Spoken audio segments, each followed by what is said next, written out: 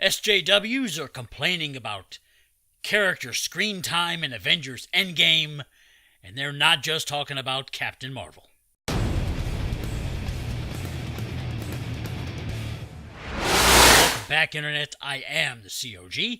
If this is your first time here, I typically talk about Disney and what they're doing to Star Wars and other pop culture related topics. Today it's the MCU. Endgame is wrapping up week 2 in the or second weekend in the theaters. $2 billion or so gross so far, and people have been complaining about various aspects. This past Wednesday, Jeremy over at the Quartering made a video on an insane article he'd come across where the author was complaining about the amount of female character screen time, and it was just ridiculous. And I felt like it was something I think I could add to that discussion, so I started doing some research to see if there was anything else out there besides, anything different. And I came across a couple of articles where they were talking about complaints of a particular character's screen time that was not Captain Marvel. Yes, there was more than one female character in Avengers Endgame than Captain Marvel. No, actually there have been a couple of some larger publications as well talking about Wakandan General Okoye, played by Danai Gurira, also from The Walking Dead. I love Michonne, her character on The Walking Dead, the complete badass. I have not seen Black Panther, so Infinity War was the first time I'd seen her playing this character, and she was a badass. But, here, the express.co.uk, the home of the Daily and Sunday Express, it says here, Avengers Endgame snub. Fans are not happy with lack of screen time for this fan favorite. Or, surprisingly enough, over on BuzzFeed News, fans are criticizing Avengers Endgame because of one character's lack of screen time.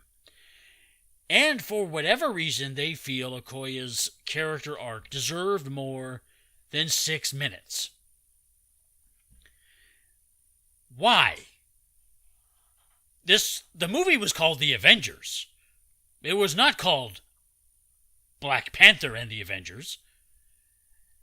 Okoye would be a secondary character in this film, like so many others.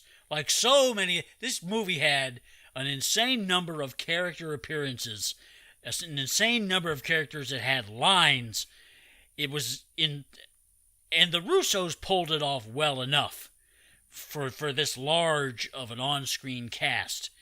And I don't understand why they think Okoye, or for that matter, why some of the other complaints about other characters having only a little bit of screen time in this film. The only way to satisfy these people with these type of complaints because their favorite character didn't get enough screen time in a big movie that wasn't their particular franchise is Marvel would have had to put out about 5, 6, 8, maybe 20 more tie-in movies that would have released at the same time as Endgame. So everybody's individual little story arcs could have been explored and gone to their completion so they could all meet back together in Endgame.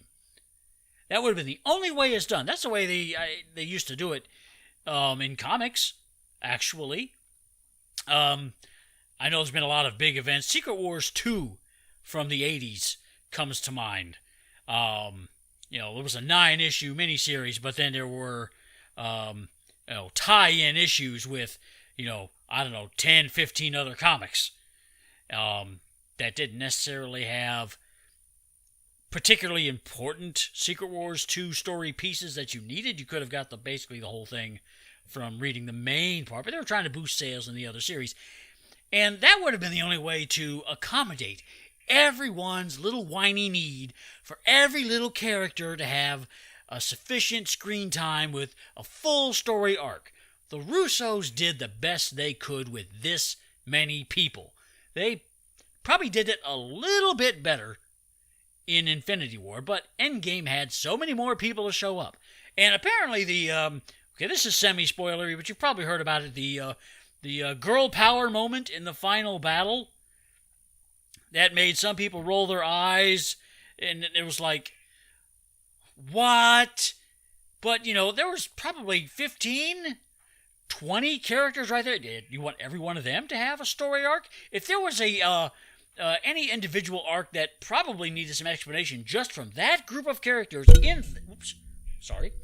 just from that group of characters in that frame, it probably would have been Pepper Potts wearing an Iron Man suit and using it competently like she's wearing a second skin. Tony talked about making her one earlier in the film, but it was just a brief mention. And then there was the line, he said, "Oh, well, she never wears anything I get for her anyway." So, I guess that was the joke. But the girl power moment wasn't enough for all of these characters that didn't have any direct impact on the central endgame story, not what they try to do to resolve everything, but yet people are complaining. Get over it, people. They weren't central to the story. Not everybody has to get a participation ribbon.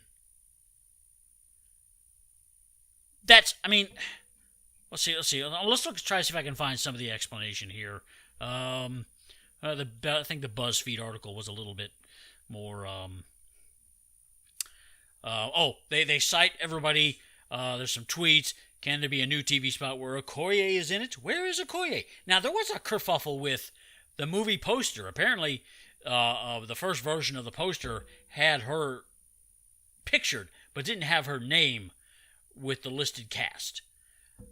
I don't know that it's required practice for everyone seen on a poster to have their name on it. I'd have to go back and look at some posters with a lot of people pictured to see. But I could understand people complaining about that. If they had to complain about something, I get that. What else? Let's see. I just saw Endgame teaser that showed a brief glimpse of Okoye, but they really starved the Okoye.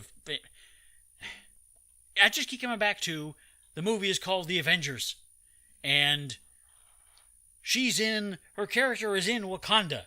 Everything is happening in New York. She never comes to New York. Maybe if she shows up in New York, she gets more screen time.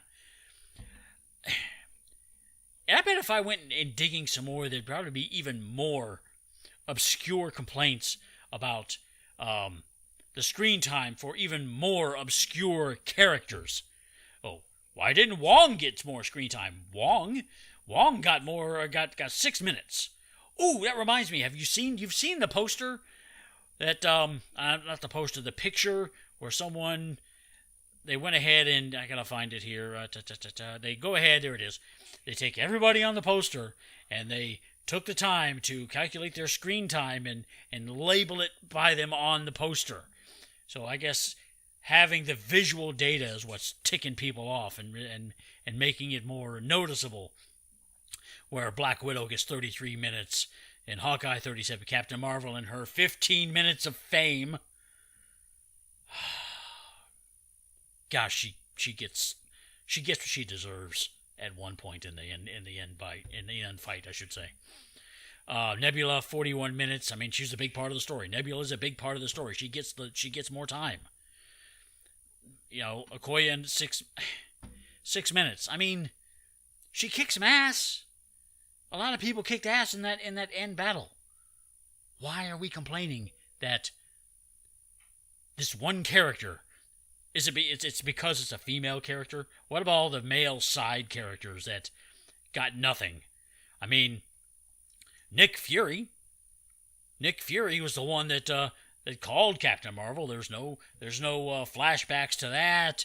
No screen time for Nick Fury at all with any of the can't say that because it's spoilery, but I mean, what is it with you people?